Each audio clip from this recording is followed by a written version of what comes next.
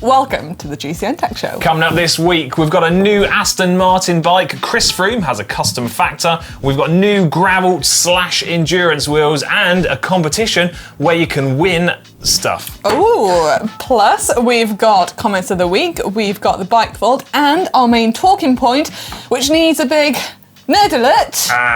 Because we're going to take a deep dive into the power that Andrew Feather did to win the British National Hill Climb Championships. Ollie would literally love this, wouldn't he? He'd be all over it. He's so proud of us.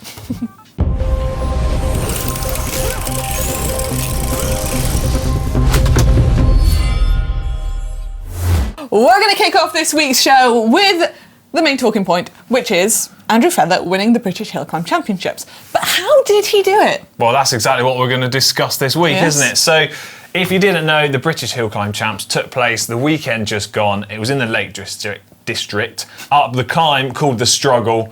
Perfect Sounds name horrible. for it. It's an absolute brute of a climb. Ollie and I actually raced it last year. Do you not fancy doing it again this year? Or was it that bad that you didn't want to go back? Well, two reasons. One, it was that bad, I didn't want to go back. Second reason, I was still recovering from Big Sugar last weekend. Ollie was away in Taiwan, and that kind of means just wondering why you didn't do it. Well, no one actually asked me to do it, and I would have been well keen to do it if the opportunity arose, but... You could have just been name forward. Why didn't you be name forward?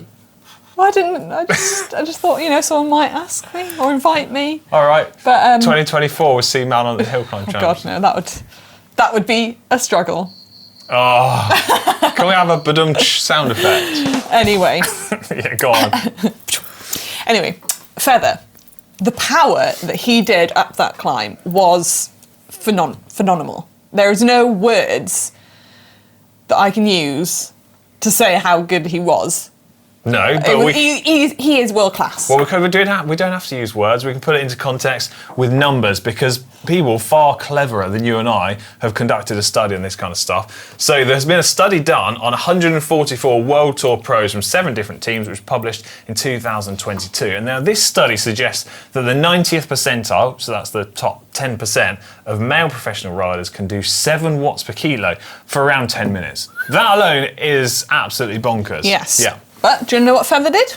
Please. So Feather did 459 watts for 11 minutes and 48 seconds. That's what he did to win the championships on the weekend, which equals 7.28 watts per kilo, which is huge. That's absolutely crazy. Also, nerdy fact for you. Go on. Andrew Feather is the first person to have ever won the British Hill Climb Championships using a disc brake bike.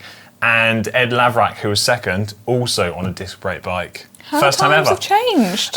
Yeah, it's kind of crazy. So Feather's bike that he used for the race was Cannondale. It weighed in at just 5.6 kilograms.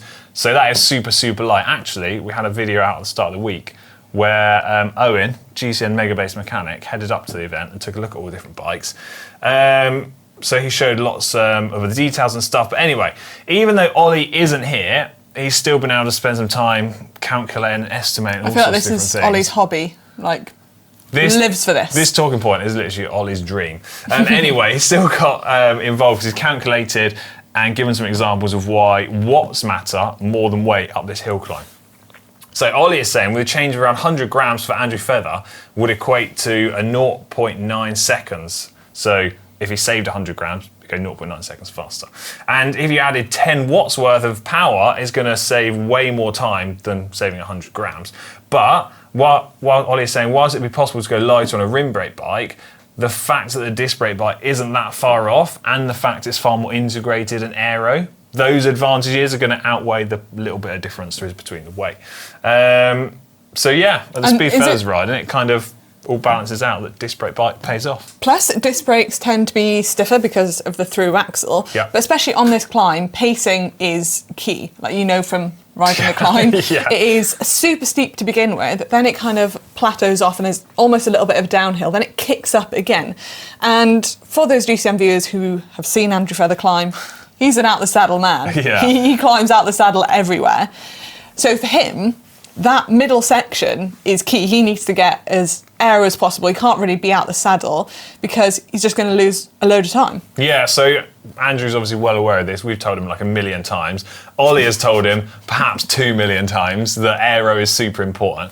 Aero is key. Yeah, aero wins every time. But Andrew has actually spent time training in this sort of position, a bit more in the saddle, trying to be aero specifically for this event. And by doing that, it allows him to ride at a slightly easier power to then recover so that he can absolutely smash the last little bit. Now, as an example we can give here, if Feather was riding 10 watts harder on the like flatter downhill section, he's only going to go like 1 second faster. It's not really much. Whereas if he added 10 watts on the slower, steeper sections of the course, that's where it's really going to matter, because he would have saved around 3 to 4 seconds by investing the same power on a section of course which was a bit slower and steeper, which is pretty cool. Yeah, it is. But then it's saying about the, like training yourself to be in the saddle. That is so hard when he spent so much time literally riding his whole life out the saddle and then just trying to switch. Well, I guess I feel like it takes quite a lot of time to train that as well. That's what you got to do if you want to win, I guess. Prove that. And what else though does it highlight? Pacing. Yes. Basically, when it's harder, you go harder. So if it's on a steep hill, go harder. That is like the simple rule of thumb, isn't it? Yeah. It can't get. There's no point kind of simpler than going on the flat or on a little bit of a downhill, pedalling as hard as you can, trying to do 400 watts when you're not going to gain that much from it. Where you may as well save that bit of energy and put it into the struggle. I like it. I'm with you. Other details. Feather rode a 1x setup to help save some weight. He also used super thin. I think they're Vittoria track tubular tyres, got latex inner tubes in there. Hot melt wax chain from Silka. I hooked him up for some like marginal gains as well. And all of these little differences do add up to make a difference. Now, lots of people say, oh, like the little savings here and there don't matter, I'm not racing. But this is a race. It does matter, especially when last year the winning margin was just 1 second. Therefore, all of those bits are going to be the difference between winning or losing, which I think is a really, really cool thing because I love all the tech stuff. Anyway, I think basically what we've worked out is Andrew Feather is an absolute monster, isn't he? I feel like even if we made all those changes, like wax chain and all that jazz and track tubs, would still be. Yeah, you can't change the fact that he rode at 400 and what was it, 50 watts or something. 9 watts or something. Yeah. Like that's outrageous. I feel like I could hold that for like 30 seconds and then. Actually, Ollie and I tried to do something similar, didn't we? We rode up Sacalog at Pidcock's pace. Turns out we did about 3 minutes. It was a bit of a non-event. At least you tried. Lucky we carried on to the rest of the climb. A bit of a short video otherwise. Anyway, if you want to see more of Andrew in action, we've got a really cool documentary over on GCN Plus 2 where Andrew and a selection of like elite hill climb athletes. It's basically the best hill climbers in the world. Yeah. In the world. Tried to take the KOM up Von 2. Yeah. Very cool. Also let us know your thoughts in the comments section down below. What you think of like hill climbs in general, and get this right, I've got a mega idea whether we should have an epic prize fight hill climber showdown where we get Feather, some of the best climbers in the world. I'm thinking like imagine like Pogačar, Pidcock, Jonas, who else we've got, Roglic, just anyone that's boss. Imagine we get a big massive hill climb race. £50,000 winner takes it all. Isn't that what the Tour de France is, though?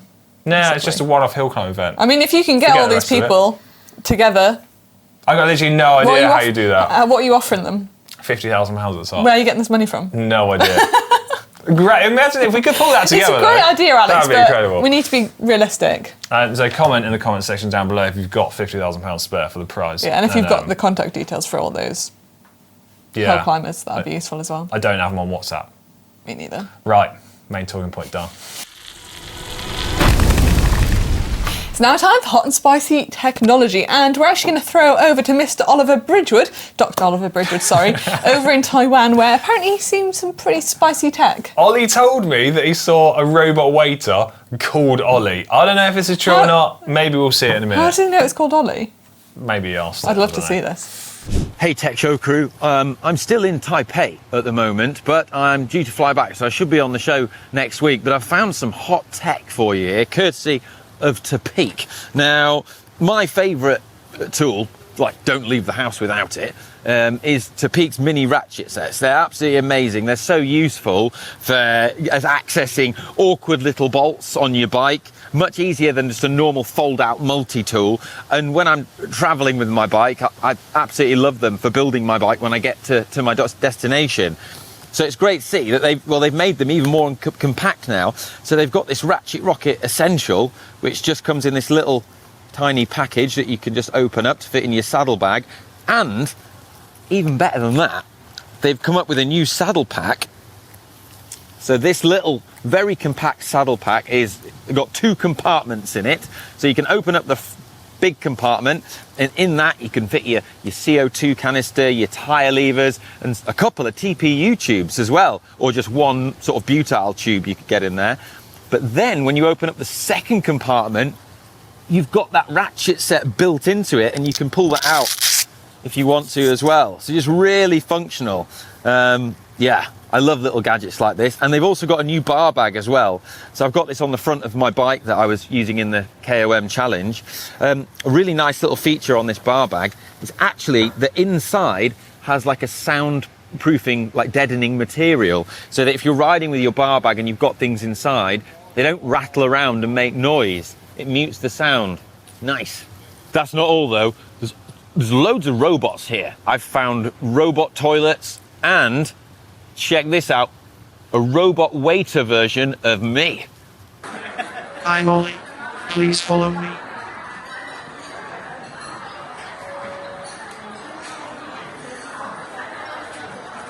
Back to you guys in studio.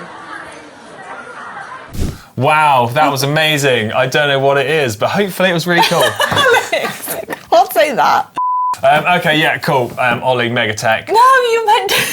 I don't know what I was going to say. Okay, that was cool. Yeah. No, we're going back. Okay, cool. Ooh, Mega. Nice one, Ollie. We've actually got some hot tech of our own this week. So first thing I want to discuss is a new bike that's kind of billed up as an Aston Martin bike, but it's actually a collaboration between Aston Martin and J. Laverack Bicycles, and they are preparing to reveal what they claim to be the world's most bespoke, advanced and meticulously engineered road bicycle. That's some bold claims there. That is... I mean, it sounds great. Yeah, it's some wild claims. So it's named the J. Laverack Aston Martin. I don't know if this is .R1 or just the R1. Who knows? We'll find out. It's basically supposed to be bringing together the shared values of the 2 high-performance British brands. Now, it's made using a combination of 3D printed titanium lugs, carbon fibre. All of the parts are like individually numbered. You've got it's like a theme which continues throughout the bike, basically. What is really cool is, for me, the slickest bit is the fact that the brake calipers are like moulded and constructed into part of the frame rather than just being like every other bike where you bolt a brake caliper on. It looks insane, doesn't it? It does. I do like the collaborations with car brands. I feel like they always do something a little bit different because they are kind of limited edition, aren't they? Well, this is truly bespoke made bike, individual to every single customer. Presumably it's going to have an absolutely bonkers price tag. We don't actually have all of the details at the moment, but it's supposed to be on display and launched officially at Rouleur Live, which is on later this week. And we're going to be sending Ollie there for a video. He'll be all over it. I do also like the stem as well with a little cutout in the middle. Oh, I'm glad you like the stem on a really fancy bike.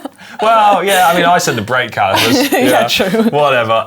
What's next on hot tech this week? A new bike for Chris Froome. Yeah, so Chris Froome has a new bike.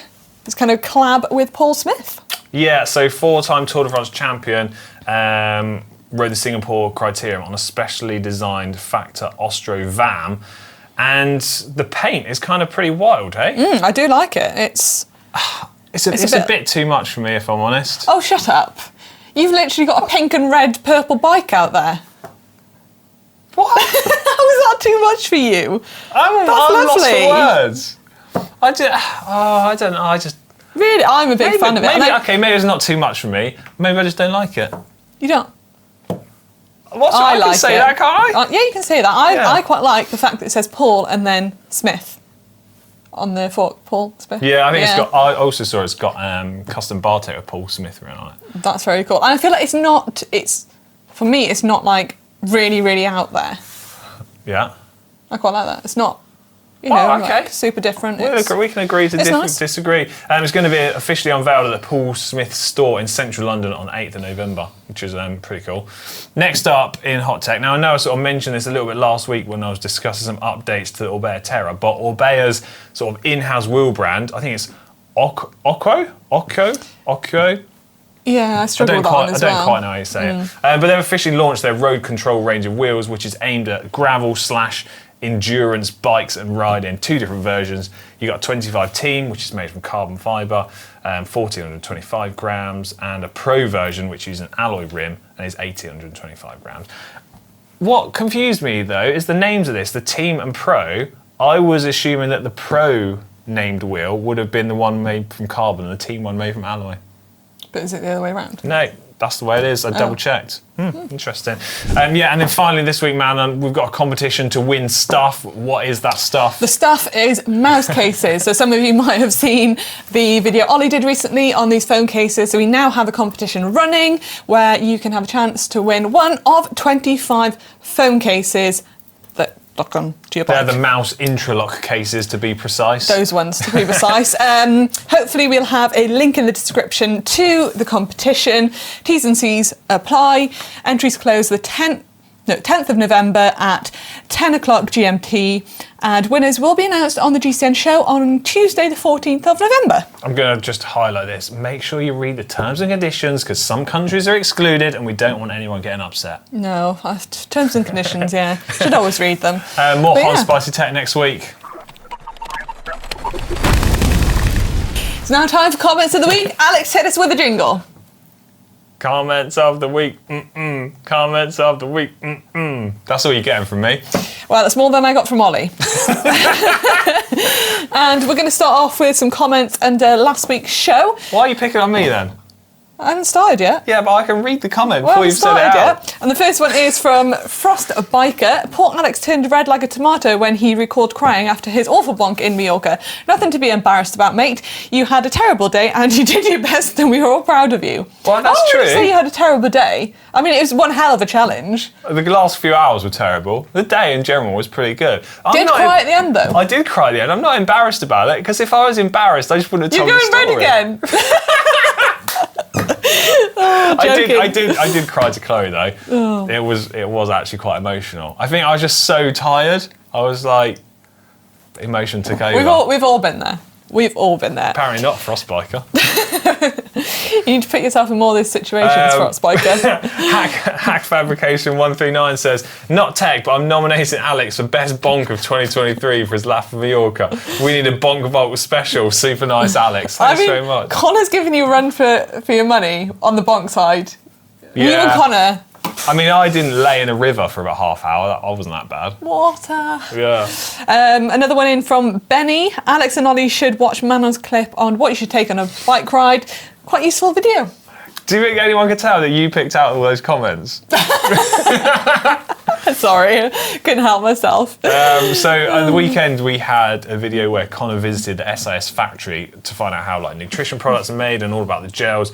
Mitch Smith says, next video, how many of the 200,000 gels can Connor eat in a week? I don't think he even needs a week. I don't even tempt him to that, because he will put up a good show. Yeah. Lee796, what have they got to say? Is this Connor's edition for Inside the Factory? I love that programme. I think it's a British show, isn't it? I think it's a British show. Greg Wallace is basically, he should be worried for his job. Yeah, he basically goes and finds out how packets of crisps are made, and he goes from the very start of the factory where the product comes in to the end, and it's really cool. Is it like a weekday show or something, or a weekend? Yeah. It's a good watch. Sorry, we're probably boring people that aren't in Britain now. The gravel video, which was taking a closer look at both of our bikes that Chloe and I rode the other week, whenever it was we did. Just over a week ago. Yeah, just over a week ago. So first comment in says, great video. Did you miss having the bigger chainring? Are the Pirelli tyres fast? What about the handling with the suspension? Thanks in advance and great success to race. Okay, should I do these one at a time? Did I miss the big chainring? No, I didn't. That's the beauty of One By. You have a super wide range cassette. So as long as you've got the right size chainring in the first place, you're okay. We were in a 40, that was no stress. Are the Pirelli tyres fast? I mean, they're comparable to all of the different tyres out on the market. They are those ones that we use are trying to find a balance between like grip, lightweight and reliability, and I think they did the job perfectly for us. Handling with the suspension, that's one of the advantages that Lauf say you get from that foot, is it improves the handling and the traction. And well, that was it. Yeah, thanks. Another comment in from Michael Fleming, 4015. Those are outstanding bikes, and she podium on her first gravel race. A big one, that. Awesome. You didn't mention pedals. What were you running? Mountain bike pedals or road pedals? I know what I would do, but we need to know what you did and why. Mountain bike pedals, easy, double-sided, and we didn't really know quite what the course was going to be like, and if we had to walk, so you wouldn't want to walk in road shoes. But easy. You do see, especially at the Gravel World Championships, a lot of people were running road pedals, so yeah, no doubt about it. A road pedal and road shoe is a lighter and faster setup, provided in no way have you got to get off your bike. Yeah. Have a few more comments. Well done, Chloe, in brackets, and Alex. And then another one, best of luck to Angus and his wife. I can't get enough of those comments. Angus. Good one, Angus. Thanks. More comments next week. I feel like you're trying to pick on me this week. Oh, it's a bit harsh. No, it's great. They were the comments. They were the comments. We just got to embrace it. Right, it's now time for the bike vault. It's my favourite part of the show. Where is the bike vault bell? Oh, under there somewhere. It's under there. I'm having a bit of a chair technical issue, look. Oh, God. Right, it's now time for the bike vault. My chair is just about going to see the rest of the show through before breaking. The most super nice bike from last week. Oh, look who it is. It's Ollie. Did you not submit your bike from Big Shugs? Do you know what? I'm going to take a picture. I must have a picture. I'm going to upload a picture into the bike vault after the show, and hopefully can knock Ollie off the top spot. Do it. Although I don't want to take someone else's glory for next week's show in case I win. Well, you never know. Everybody will have a chat. I'm just going to say, another thing I really liked about your and Chloe's ride and the bikes was the fact that you had, so I think someone might have commented this, that you had the pink bike and Chloe had like the white bike. I feel like it could have been, let's give, the girl the pink bike. Well, I specifically asked for this, right? We're going off on a tangent here. And so Lauf obviously helped us out, make the video, supply the bikes, make it all possible. So I emailed him early on and was like, can I have the bright pink bike and can Chloe have the white one? Because I think it'd be funny to flip round the stereotype. Yeah. Then the weekend or so before we went to Big Sugar, my parents came and visited at the house, and my mum made a joke about, like, it was so obvious whose was whose, and I was like, no, you've fallen into the stereotype. I was like, you've made the mistake. Yeah. Boys can ride pink bikes too. Yeah, why the hell not? Yeah. So anyway, back to Ollie's bike. Should we slam it? Yeah, let's go. Pick faults let's pick with it about. Cranks not quite 100% level. No, pedal not quite level. Tyre logo not quite lined up with the valves the same on each wheel. Oh yeah, valves. Oh, awful. No shadow stand. That leaf in the middle. Awful. Yeah. Concrete wall could do a cleaning. Yeah. Scuffing up his levers. Yeah. And what else should we do? Is there any bit of dirt on there or something? I'm all out otherwise. Anyway, it's just a nice from me. Yeah. Saddle looks uncomfortable. It does look uncomfortable. Carbon saddle, not for me. Yeah. Yeah. All right, just a nice from us. First week, we've got a giant TCR. Check a look at this bike. It's quite shady and dark. I feel like I need to put the turn the brightness up. Fix. Job done. So I'm a fan of fluoro details and stuff. You are a fluoro guy. Yeah, so I really like this. What's your thoughts on it? I quite like it as well, actually. I'm personally a big fan of black bikes. Black everything. Stealthy. Yeah, stealth. Like the pop of colour with the white saddle and the levers are incredibly turned in. Yeah, not about that, but not about everything else looks to be pretty intact. Like the tan sidewalls, valves are aligned-ish. Yeah. Do you want to hit that super nice? Oh yeah. Go on. Next in is Raven Nexus with a Voodoo Maressa. Voodoo. Brackets, not standard.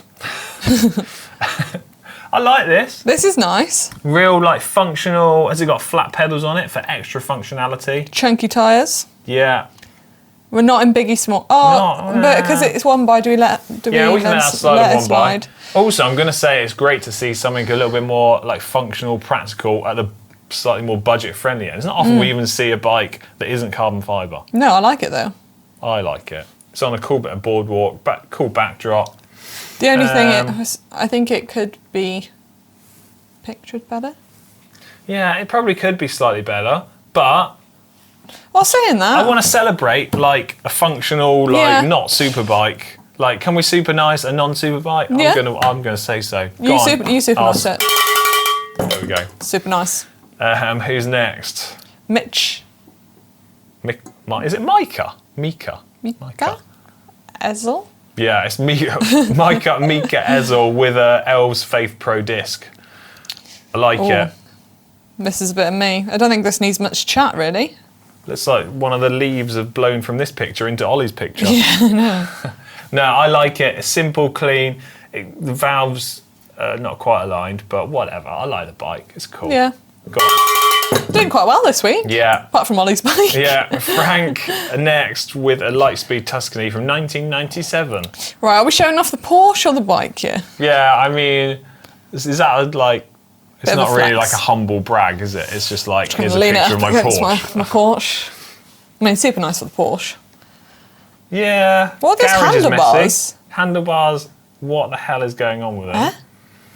I'm not Are feeling the this levers bike. on the side? Yeah, they're like flared out drop bars. I'm not feeling it, if I'm honest. Not feeling it? I think it's quite nice, but I get what you're saying, Alex. Yeah. Okay, it's just a super nice- nice for the Porsche. Dankly next with DeRosa Giro d'Italia. Oh, Talking of the Giro d'Italia, I've actually got my pink components t-shirt on, ready for when the big Italian bike race starts next year. I've got a while to wait. Yeah, I'm just extra keen. pumped, yeah. Extra keen. I like this. This is cool. Yeah, that's nice. Very nice, actually. Perhaps maybe super nice, some That might might be say. super nice. Valves, wheels are aligned to perfection. Yeah, It's nice and clean. You look after that bike. I like it. I like it. That was the last bike. That was in the Bike Vault. best bike vault I've done in a long time. Better than the one I did with Ollie a few weeks ago. Oh, Was let's Ollie not really talk grumpy about that. about it? He Yeah. was so grumpy. Well, Manon, great to have you on the show. We've had Thank a you good for having laugh. me. Please do get involved in the comments section down below, not only letting us know about what you think of Andrew Feather's power, but also how the hell we're going to get this crazy hill climb race pulled together, all that prize money. Right, here. See you on the flip side. See you in the next one.